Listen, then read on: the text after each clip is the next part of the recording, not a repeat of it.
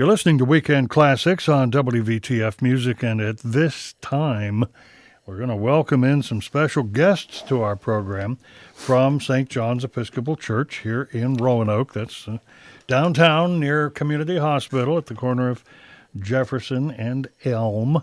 We've got David Charles Campbell here and Cara Ellen Modisett.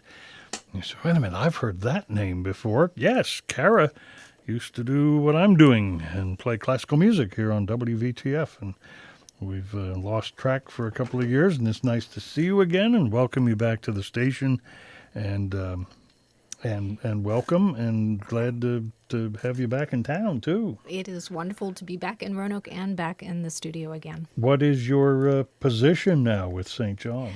At St. John's, I'm Director of Communications, so I've been there since May on staff. Well, and apropos for your communications background, that's great. And you're going to help us out here. You've brought some music that will relate to the things we talk about. Martin Jones, whom we just heard, has actually played at St. John's, and our guests have met him and heard him play in person, and had some pretty fun stories to tell a few minutes ago about what a delightful gentleman he is, as we learned to some degree last year here on the air. David Charles Campbell is here also, and what is your St. John's name tag? Well, I've been privileged and thrilled, and it's just been a wonderful gift to be the organist, choir master, minister of music there for 18 seasons now. Wow. Okay. So you've had a chance to try some things and see what works and what doesn't, and build a program, really, haven't you? It's a great place to live and to work, and especially to make music. Mm-hmm. It seems to be a pulse point for musicians across the valley to want to come and make their craft come alive in our special space. And it's been an interesting journey. We started with a failing pipe organ, and we limped it along through weddings and services for close to 10 years, and then finally on Good Friday, a lightning strike took out the organ, and we lived without an organ in a downtown Episcopal Church for 5 Easters. Wow. And subsequently, the rebuilding of that instrument brought us to having a whole renovation of our old lady got a new dress, so to speak. And we found that acoustics kept rising to the top of our conversations as the church needed a renovation. Mm-hmm. And as we prepared not only for the organ, it seemed that we needed to look at all the mechanical things, and then we needed to replace the floor and the wobbly pews. And here we are 8 seasons later with a room that just really invites you to sing and invites players to play. And we've not had any group in yet that hasn't just loved it and really begged to come back. I've certainly not been in all of them, or even a majority of them, but from what I know, St. John's is certainly one of the most gorgeous facilities, houses of worship, certainly in our town. I mean, it's just really spectacular, and I've always wondered. I grew up in a small town. Our church, an Episcopal church, was the only one that had real pipes with the organ. It was pretty old.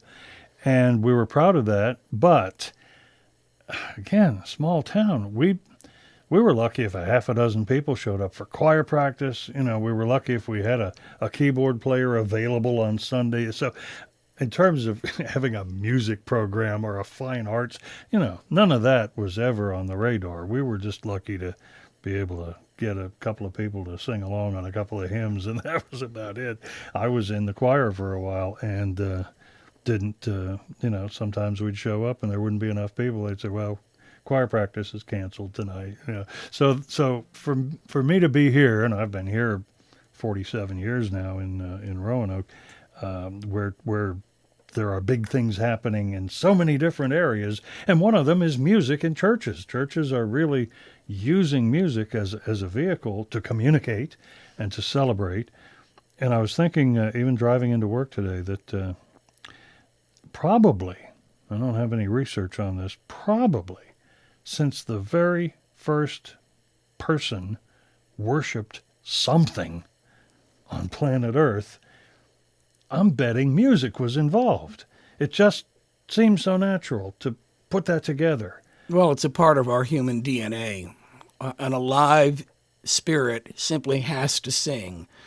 And I like to say to our choirs and musicians, there are 4 elements to music, and there's melody and harmony and rhythm and form. And only one of those can exist by itself without the others, and that's rhythm. And where there's a pulse, and we as human beings rise and we fall and we go back to sleep, and we find ourselves in a circumference and in a rhythm. And the rhythm of our lives drives all of the other portions. And if we really are in tune, nature tells us everything about how to live, because there's melodies blowing through the pine trees in the winter nights. There are pulsing rhythms and wonderful sounds if you really listen at the edge of the ocean. And if you listen, the psalmist even told us that the rocks will sing. And the way the wind and water pulse through a canyon can really make a very powerful sound. And we have an architecture that pulls that all together. So yes, and if we acknowledge that there is that which is holy or a deity or something greater than we, then the song is always in motion. And we as human beings get to join that sort of beautiful conveyor belt, and we just plop ourselves in the middle of it. And for our time, we enjoy the music that always has been and always will be. Mm-hmm.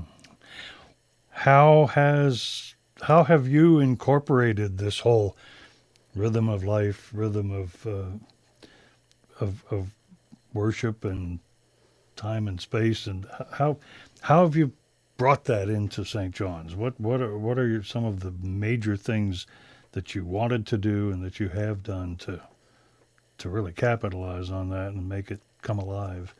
Well, that's a great question. Thank you. I served a church in Central Virginia for 20 years and built, I think, a very vibrant and an exciting and an alive program. And I recall that the singers loved to sing, and particularly on Christmas Eve, all the orchestra players liked to fight to see who could get the limited number of seats that could play at our church. And I was really thrilled because it wasn't the music that was the end goal, it was a sense of community in it. And I've always felt that if you dangle a carrot in front of musicians, just enough to keep them wanting to follow it, and you give them really good art music that's well structured and well formed, and you do it to the best of your ability and integrity, and give them honest answers and good education and devotion as to how to bring the score alive, people are going to rise to that. Mm-hmm. And when I came into St. John's, I came in as an interim, and we had a very wounded choir. It was actually on Easter Day, 2 years before my predecessor came in, there were 8 people in the choir at 11 o'clock, and 6 of them were paid to be there. And there had been a long-term veteran organist choir master of 45 years who was very beloved and had quite an institution with a choir. And during that time, St. John's was known as a place, if you loved good sacred music and you loved the organ, that's where you went to church. And at his retirement, subsequently in the late 80s, I was one of 8 organist choir masters, including the interims, in a 10-year window. And I immediately assessed what was going on in the choir, and I said, we need to become a community at once, and let's find us the right kind of music. And they struggled at that point to sing things in 4 parts really well. And I thought, well, if 4 parts is a challenge, let's go to 8 and give everybody an independent line. And the other thing I did is I immediately established a board and a panel, or what we call the choir cabinet, where they had a sense of ownership in how they ran themselves and how they were going to communicate and celebrate together. And we had parties, we had functions, and then I was free to do music. And we worked at it week by week, and I realized that we had so many gifts in that church, and they were coming in immediately in that interim period. Folks that had been dormant or lapsed for years came back to the choir room. And I thought, all of these gifts need a venue beyond the Sunday morning vessel, that we need to bear them up. And I guess I'm just the the kind of musician I want to grow anybody who's around me to a new level, because growth means so much to me. And so I said, why don't we have a recital? And I want to showcase all of these singers and instrumentalists, and I'll accompany them, and they can bring their crafts in. And the choir at that point had not ever done a major work with an orchestra, to my knowledge, in the history of the church. And this year we celebrate 125 years at the corner of Elm and Jefferson in the same building. Mm-hmm. So I said, well, this Christmas we're going to stand up and we're going to sing part one of Messiah. And we'll get the soloist from wherever we can, but first from within. And then if we have to go out, okay. And they did it. And they felt so good about what they had done. And they did it really well, stylistically and artistically. And a reasonably large crowd came out to hear them. Well, that was the beginning. And I went home over that Christmas octave of 8 days. And that's when Music on the Corner came to me, that we've been here this 100 years at that point, 110 years. Why don't we find a new venue that won't compete with anything already well established in Roanoke? The Green Memorial Series, I mean, that was an institution. And I mean, it was just a Washington monument for Roanoke in the music circles. The symphony was really on the up. We had a great opera company growing, and I thought, what can St. John's do as a downtown venue where you can come and have beautiful music? And sacred music in a sacred space is completely different than even sacred music in a concert hall. And I'm one of those that with what you see and what you hear becomes synonymous, then you get to the absolute gut of what music really is for the human soul and human body. And so with all that, I thought, there's got to be a way we can make this happen. So I put together a series for the next year ambitiously, and I did a program every month for 10 months. And the men of the choir sang Duraflave, the Musicum Jubilo, and we had instrumentalists. Our associate musician, a great music educator, Mike Milam, played an organ concert. I played a concert. The choir did some quartet works. Some of the faculty from Hollins, Bill and Judith Klein from Hollins, came and gave a program, and off we went. And we're now at year 17. And last night we just finished with Second Presbyterian, the Mozart Grand Mass in C minor, the K47. And I'm just glowing from the inside to the outside, not because it was just a wonderful moment in the life of the church and in the life of Roanoke, but I think most especially for the people who gave 9 months of their lives to take what was a printed piece of score and bring it to life and give it breath and meaning. So you ask me about the rhythm of life and wanting to worship. And folks will come hear something like that, or the Brahms Requiem, that would never come to church for communion or for a sermon. And that's not a disservice to the clergy, but music has a way of being the hook. Mm-hmm. And once people get there, the gospel's all around them. There's all the art and the architecture and the statuary, and there's the biblical story in front of people. Mm-hmm. So I think that Music on the Corner is not only St. John's gift to the community, but it's also a place where people can come and grow their interior life and put their song and breath to life. And I'd add, 2 years ago, Stephen White conducted us in the Brahms Requiem, and I chose to sing with the choir. I wanted to be in the ranks. And that was one of the most transporting experiences for me as an organist, because usually I'm not in the choir. And the people that stood beside me, it was just amazing. I didn't know them at all. But I found myself breathing with them and lining my voice up and trying to shape the color and the timbre of the sound. And all of a sudden, it was this magical moment. And last night I had the same experience. And we had 500 people listening with silent ears, very present. And you have this wonderfully crafted Mozart, and you get 55 or 60 people singing together. Why, life doesn't get any better. No wonder you were floating when you came in. It was obvious when you came in the door that you had transcendental experience last night. Well, with and that's this, what I yeah. think church is all about, is changing people's lives and giving them hope. And we live in such a fractured, disgruntled, and sadly very angry culture now. And I said last night at the beginning of our program, for an hour, could we just shut out the world and go to a place that would be very holy and very special? And I think everyone there had that experience. Excellent. That was all so well said. I think we should just end now, kick you out, and reflect on all that. But we have other things to tend to. But I appreciate your insights more than you can ever imagine, and I think that was all beautifully stated. Well, thank you. and I love what I beautifully do, believed. but I love the people I do it with more.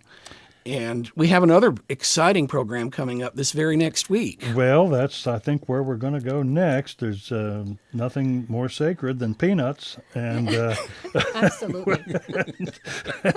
so we're going to move ahead with something by the Raleigh Ringers. Tell us about that, Cara, or either one. And David Charles can jump in as well. The Raleigh Ringers are coming to us from North Carolina, but they have toured internationally, nationally, and internationally. Handbells like you've never seen them before is the catchphrase we've kind of been adopting. They play everything from Johann Sebastian Bach to Leonard Skinner, and a lot in between. And I can't wait to see them. They were here about 10 years ago. Is that right, That's David correct. Charles? Also brought here by St. John's, but they will be performing at Jefferson Center. They need a slightly different kind of venue. A lot of handbells and a lot of theatrics, and but really virtuosic playing. So the crazy stuff they do is hardly gimmick. It's an auditioned ensemble of musicians. They audition every year. You're not guaranteed to have a spot from year to year if you're already in it. And really, really outstanding musicians. Well, and handbells, I think, are a classic illustration of how lay people hear music, because most lay people who are not trained musicians hear with their eyes, and they use their eyes to hear rather than their ears. And I think that brings up the old adage that we see what we're looking at or what we're looking for rather than what we're looking at, and we hear what we're listening for rather than what we're listening to. And so the exciting thing about the Raleigh Ringers is it's really like a living ballet in front of you, and everything is so lyrical, and there are so many bells. I think it's in excess of 7 sets of bells. Wow. Some of them go down to what I love in the organ are the 32-foot foundational stops that shake the building and cause people to want to sing. And you can ask our choir, I love a strong, sturdy bass line. And would they bring bass bells in that 2 of us could take a bath in it and still have space for a third? It's just amazing. And when we had them 10 years ago, we had a sellout crowd, and nobody wanted them to stop. They're World League. And I will say that handbells are not easy to play. I'm a pianist, and I play a lot of notes at the same time, but I would sub every so often when I was in Memphis with the handbell rehearsals, and just playing 2 or 3 notes, that's all you're assigned as part of an ensemble. And it's difficult. It's an ensemble. You have to be listening all the time. And you're playing in ensemble in a very different way than you are, say, with an orchestra or a chorus. And it's all listening and all brilliant and beautiful. Well, if you don't play your notes, it's like a piano without the keys. Yeah. And there are just gaping holes. And so the experience of playing in a handbell choir, and I will say I was pretty novice at this for about 35 years of my public ministry. And I enjoyed bells, and we bought a new set in my former church in memory of my mother. We worked with them, and then we worked with a set of English handbells, which had minor tuning in the thirds, and that always clouded my ears. And with the harmonic series in it, I couldn't quite get the foundational sounds, and so I really struggled with them until I started to play myself. Mm-hmm. And then you have to really rise to a new level of engagement and participation. And if you play at the wrong time or a wrong note, it's pretty obvious. And if you don't play, there are holes.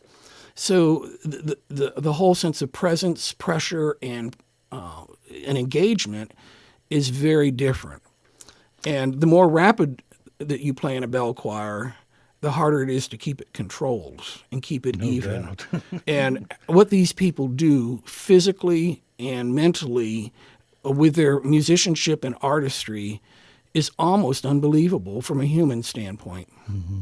Let's listen to what we're talking about. And these are the Raleigh Ringers that you Yes. brought us, Yes. right? Yes. Okay.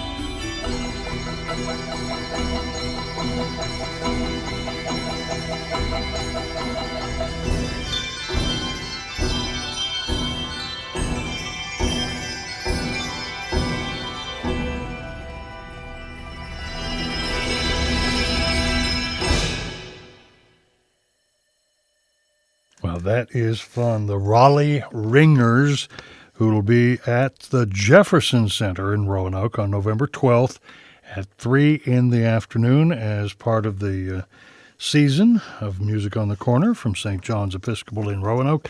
Our guests from St. John's are here in the studio, and we've got a few other things to bring to your attention and to listen to as well. I think there was music playing while I was doing all that. Sorry about that. So we'll get back to our guests in just a moment here on Weekend Classics on WVTF Music. Support for our broadcast day comes from Hollins University, celebrating its 175th anniversary. Hollins offers the co-ed master's degree in liberal studies. Details at hollins.edu/MALS. And from the Markets of Tiger Fuel, Charlottesville. Freshly prepared sandwiches, gourmet to-go, convenience items, and fuel. TigerFuelMarkets.com.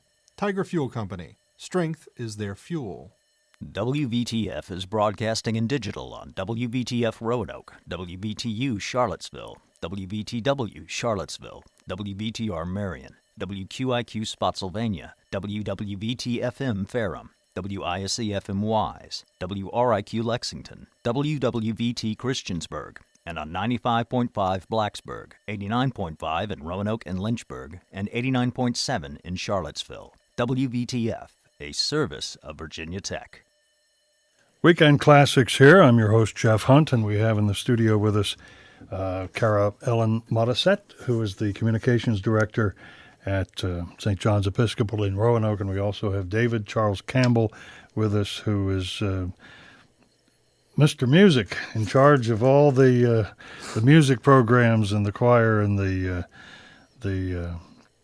Music on the Corner program as well. And that's why we played the Raleigh Ringers, because that's part of the current season.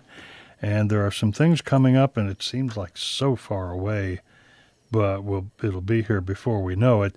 Some programs in the spring, continuing the current season.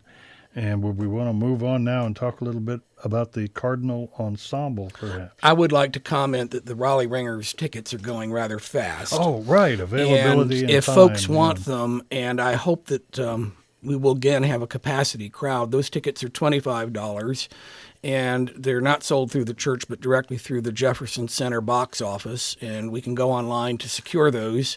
And if you can imagine seeing what you just heard, I've been playing the keyboard for probably 55 of my 58 years, and I still can't, as an adult, play Linus and Lucy on the piano. It is just very, very difficult rhythmically, and to hear them play that, it was just not only gladdening with childhood memories from Charlie Brown, but also musically just at the top of difficult and awesome.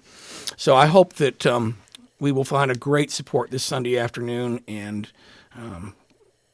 there will be a nice crowd to hear the Raleigh Ringers. It'll be another 10 years before we probably can get them back here. They're booked all over the country and internationally. And we'll remind people through our public service announcements and even on next week's Weekend Classics. Thank you so much. Let people remind them of that. But yes, I would think being in the audience for that would be a real treat.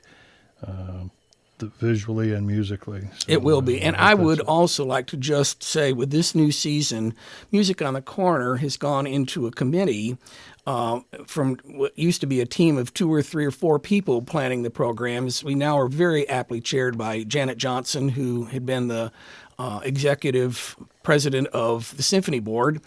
And Janet has put together this most wonderful team of people, and I think they need to receive great kudos for this new season. And we're trying to find programs that are appealing to older folks, to young folks, and family-friendly programs. Last year we had a steel band program and had a beer and brats in the garden afterward. And it was just a delightful moment in the life of the music community and the life of our church. And coming up is the Cardinal Quartet in March, and one of the things that's really meaningful to me is that I have not only good musical professional relationships with our players, but I also have heart friend relationships with them. And we know about each other's struggles and our growth and how we've come about. And the Cardinal Quartet is young. They've only been together about a year and a half. But I happen to know all of the players individually, and they're just superhuman beings. They're very fine, mature musicians, and their music is just brilliantly warm and very engaging. And we've had a number of string quartets come through the church, and they've all begged to come back. We actually had some hard feelings when we had to tell some of them, no, we've got so many folks waiting in line to play. But they love the acoustic and the space, and they also appreciate the warm and engaging audience. So the Cardinal Quartet is up next. Okay. And what are we going to? Is this the Ernst Block? I think we'll be hearing the block. It's prayer from a set of pieces called Jewish Life. I've played this with violin, actually. It's just a really heartrendingly beautiful piece. And this is Kelly Mickelson playing it on cello with Tracy Cowden on piano.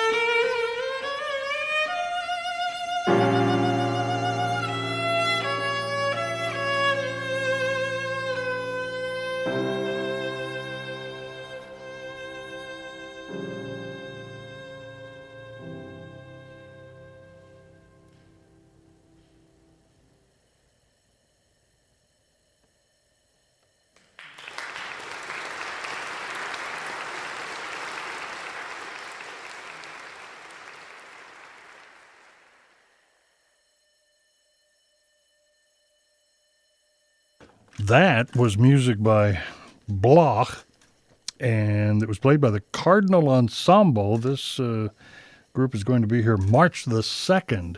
Will that be at St. John's, or will that Oh, be yes. okay. Yes, in the church. In the church, okay. And we heard two of the featured players in the quartet on that, and I understand the next work we're going to hear features the other two. Yeah, actually, it features 3 of them, and then the Okay. next work will have all 4. We're just adding one at a time. So, this one is Piazzolla, Primavera Porteña, and you'll hear Bill Parrish on the oboe, Kelly Mickelson again on cello, and Tracy Cowden again on piano.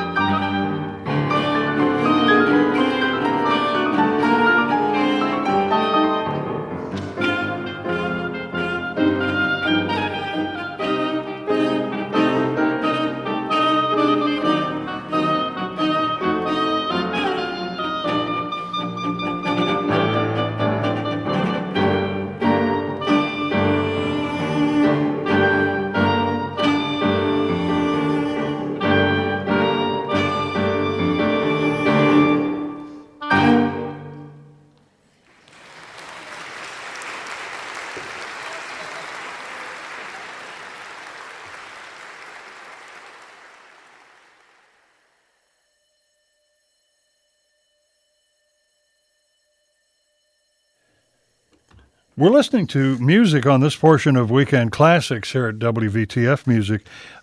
Music from the performers who will be part of the Music on the Corner series for the current 2017-2018 series at St. John's Episcopal in Roanoke. And our guests are here, David Charles Campbell and Cara Ellen Modisett from St. John's, to tell us about these performers, about the church, about the music, and we really appreciate them coming in this afternoon. And we're having a good time here, and I hope that you're enjoying getting the insights and the information and the music. And thank you for bringing the music. We're a little handicapped right here now with the loss of a database in our classic library, and so trying to find something specific is not easy. And I said, can you, and Brian Black helped coordinate all this too from our staff, and I thought, well, please bring some of this music so we have something that relates to what we're doing. We just heard the Cardinal Ensemble in a work by Piazzolla, and Cara, do we have another work by them we'd like to play? We have one more short piece, and that adds the fourth of the four players, and I'll let David Charles introduce it. And which number is this? So I can... Track 10. 10, okay. Thanks. Yes, and it's by La Latin. It's a trio sonata. And I would just like to comment that chamber music, where you have 2, 3, 4, 5 players and quartet, is some of the most intimate, rich, communal music making possible. And because each instrument or line is so independent from the other, but so interwoven. And I learned very early in my career and work that the accompanist has one role, but each line is so intimately interwoven with the others. We don't use this kind of conversation in musical circles nearly enough, but it's almost as if you're kissing and having an intimate experience with the musical internal self of the other people. Mm-hmm. I guess it's fresh on my mind because Hallmark Christmas movies are coming on, and I'm quite nostalgic for all the relationship skills that I see on those movies. And maybe as hairy and Ozzy as they are, there's something very poignant about how we live our lives. And it's the same thing when we come into a musical, intimate situation, and the players are so much in tune with each other. It's not different or dissimilar from what I was articulating earlier about singers next to each other. Mm-hmm.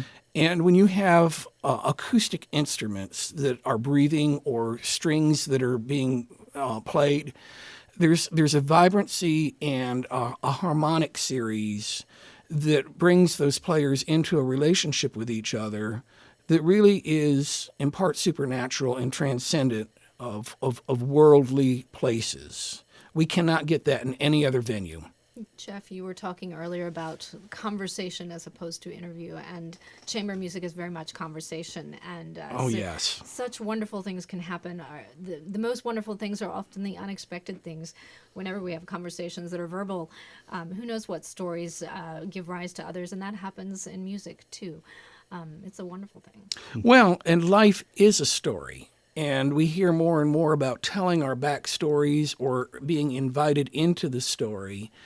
And I think we went through a period when electronics became so detached from emotional and verbal and relational intimacy.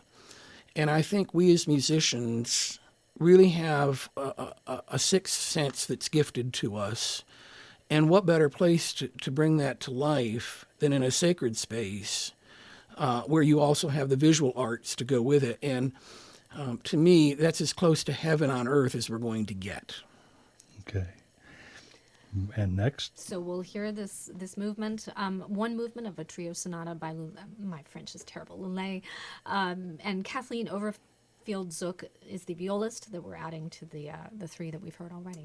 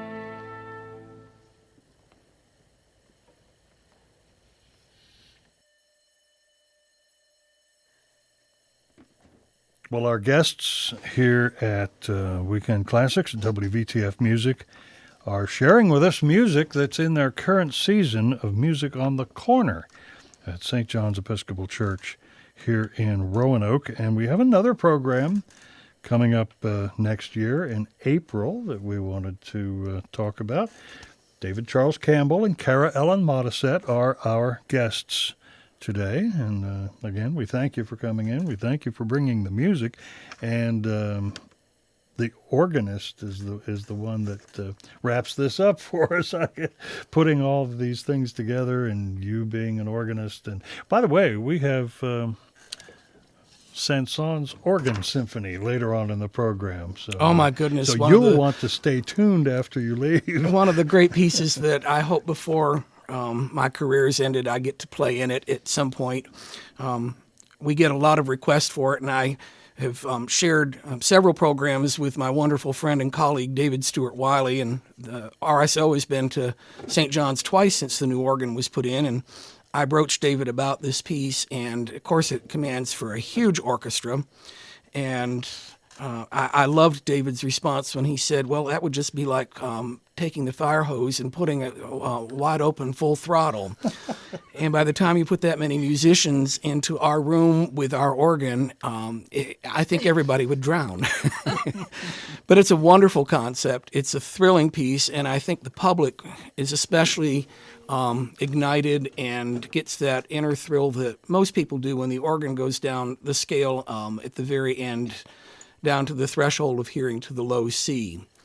And it's not dissimilar from Bach, who wrote some of his most convincing and compelling organ music in the key of C major or minor, because it took us down to the lowest pipes of the organ.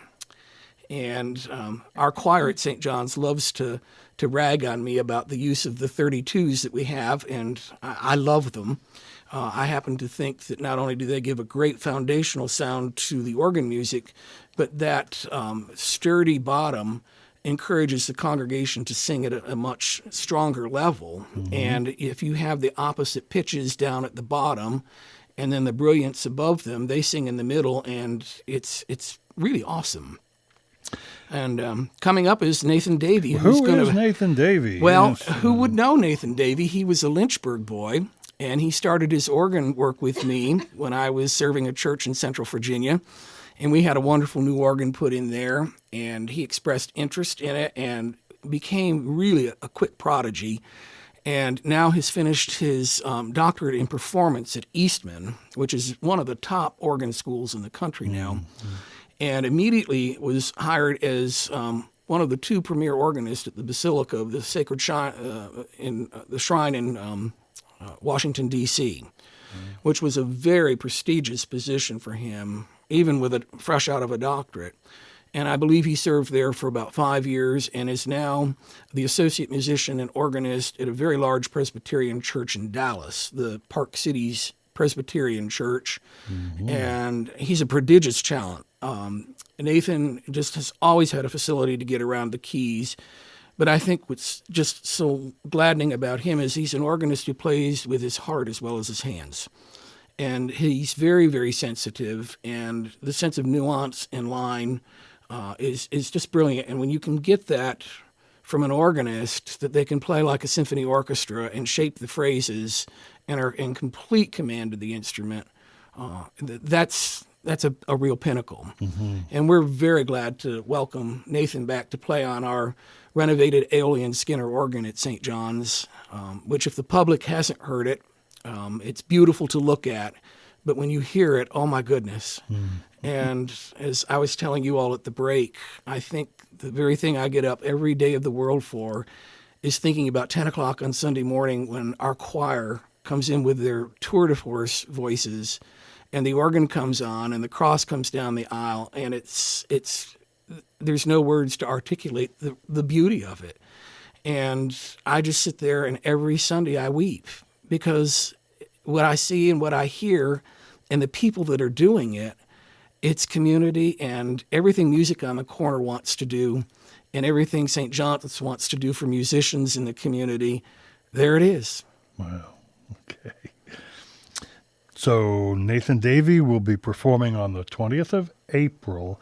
Can you get tickets in advance for these things? No or- tickets. Oh, that's one of the good things about, okay. except for the Raleigh Ringers, which are very expensive to bring because they have a steep rota. It's very expensive to bring them here for just hauling all those bells and all those professional musicians. But Music on the Corner is a free gift to the community. Okay. It is not a part of the church budget, so we function totally on our benefactors and contributors and the generosity of folks at each program. We pass an alms basin. No one is pressed to give, but they certainly are invited to give. Not dissimilar from your fall and spring fund drives, where we're reminded that your good and glad work here in the Valley is supported by the public. And as we sought to put this series together, we wanted it as a gift and an outreach of the church to the community. And we intentionally put them at 6 o'clock on Friday afternoons when it did not compete with any other program or any other venue that was well established in the Valley. And we put a little hook on it to offer a little wine and cheese reception, hopefully targeting the downtown crowd, that they'd come by and have a little sip with us and then get a 1-hour concert, and they could either go to the theater or they could go to a dinner reservation or head to the suburbs. And we have found that niche just really works for Music on the Corner. We have a stable, sturdy, growing audience, and it runs solely on what people give us, and our budget, while it's meager, is amazing for the people and the caliber of musicians that come in and play for us. And we've not had in 17 seasons anybody that hasn't come back to us and said, "Oh, when can we play here again?" Oh, that's always a good sign. Well, they love the room. I think they love the audience and the people. And I have a feeling they get a little attached to the director of music, too, because he has a propensity to be very comfortable and pleased around musicians. It doesn't matter to me what their skill level is. If they're human beings and they want to bring a page to life, I want to do it with them. All right. We have a work by Nathan Davey lined up, I believe. Cara? Music of Vierne and The great blind organist at Notre Dame died at the organ. was he a student or a teacher of Vidor? I'm forgetting. He was a student of Vidor. Okay. Yeah.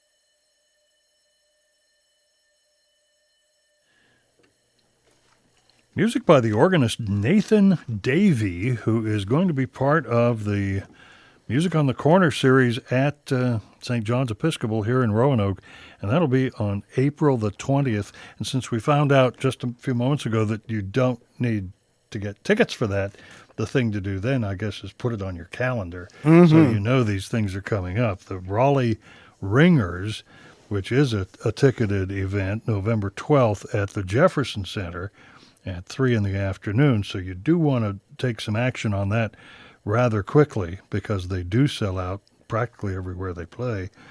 But then also for the Cardinal Ensemble, March the 2nd, and Nathan Davey on April 20th. There are other things going on, too. There are youth programs. There are lots of other involvements with the community and with the members of the church at St. John's. Anything in particular you want to bring to our attention? On November 16th, we're bringing in the Reverend Nadia Boltz-Weber, who is pastor of Church of All Sinners and All Saints in Denver, Colorado. And she's kind of a superstar Lutheran pastor. Really amazing story, has authored 4 books, and she'll be there for a 7 o'clock lecture and a book signing afterwards.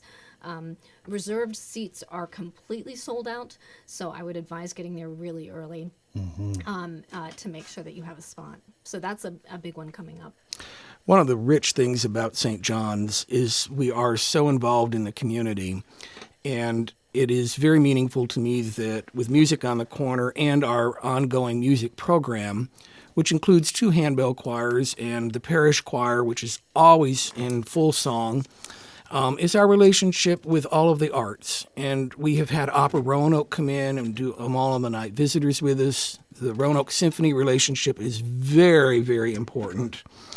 And then we've gotten into a new relationship with the Roanoke Children's Theater, and they have a very gifted new young artistic director and educator in Brett Roden.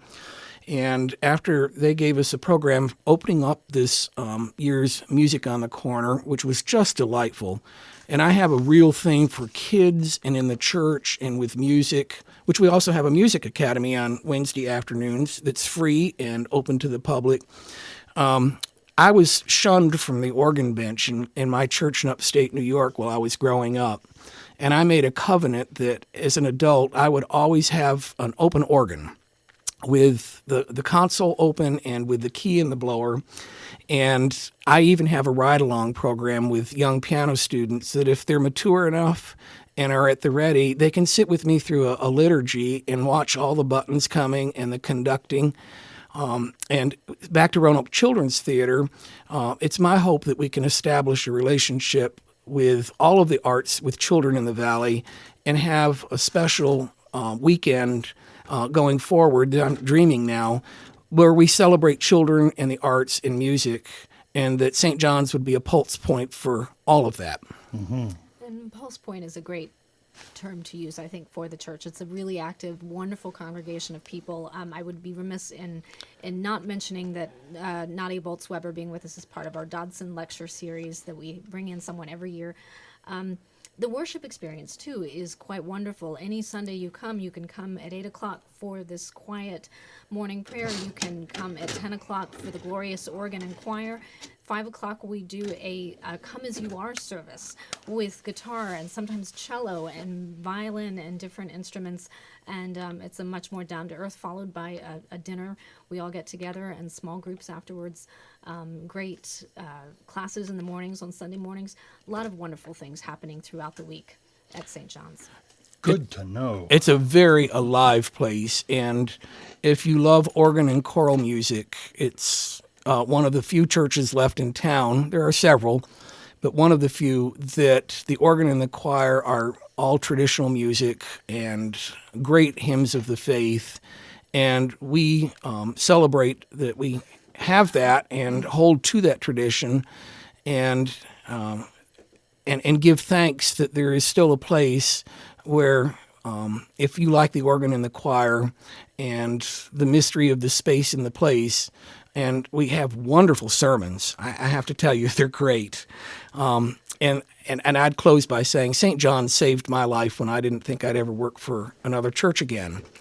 And the good and glad people of that congregation are spiritually mature, and they're literally and musically very astute people.